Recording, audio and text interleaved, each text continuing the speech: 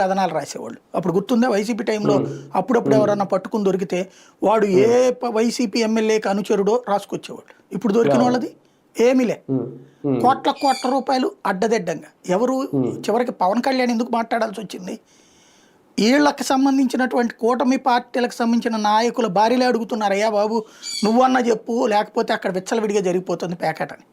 ప్రతిసారి పేకాట క్లబ్బులు విచ్చలవిడిగా జరుగుతాయి.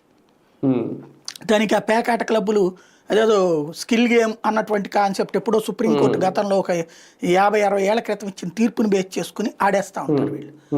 అది నడుస్తూ ఉంటుంది. దాంట్లోనే ఆ కోర్టు ఇచ్చినటువంటి తీర్పులో ఉన్న అసలు పాయింట్ని పక్కన పెట్టేస్తారు వీళ్ళు. కోర్టు ఇచ్చిన తీర్పు ఏంటంటే ఇది స్కిల్లే, ఆడుకోవచ్చు, కాకపోతే ఈ ఆడుకునే క్రమంలో జూదం ఉండకూడదు అని క్లియర్గా చెప్పింది. డబ్బుతో జరగకూడదు.